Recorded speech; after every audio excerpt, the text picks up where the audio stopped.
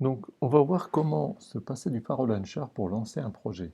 Pour cela, il faut avoir deux fichiers, enfin, ou deux zips qu'on télécharge sur le site de faro.org. D'un côté, la machine virtuelle, et de l'autre côté, l'image, enfin, tous les dossiers, tout le dossier d'un projet vierge.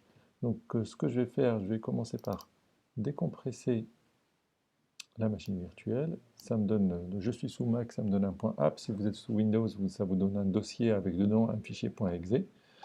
Je vais en faire de même pour mon fichier projet.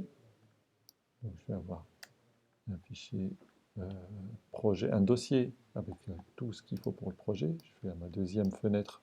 J'ai besoin quand même de deux fenêtres pour faire l'opération. J'entre dans le dossier du projet. Je vois que j'ai un fichier qui s'appelle .image, quelque chose .image, dans l'occurrence le nom du projet .image, et puis idem pour le .change. Je prends, donc là c'est la première façon de faire pour lancer le projet Faro, c'est je prends le fichier .image, je le glisse, je le dépose sur le Faro, enfin sur la machine virtuelle, et le résultat, c'est mon projet qui s'ouvre. Donc à partir de là, je peux commencer à travailler et faire tout ce qu'il faut, et puis ouvrir les outils, etc. L'autre, donc là, je quitte.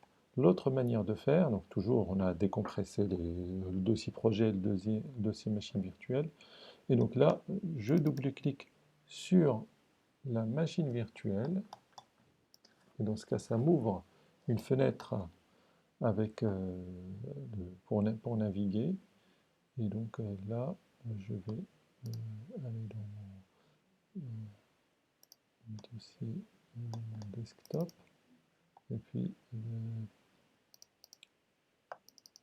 et donc là-dedans, je vais choisir mon fichier, ma machine virtuelle, Open, et là, hop, je retombe sur la même chose, clic, et j'ai tout ce qu'il faut pour travailler, pour faire mon projet Faro. Voilà, vous savez tout.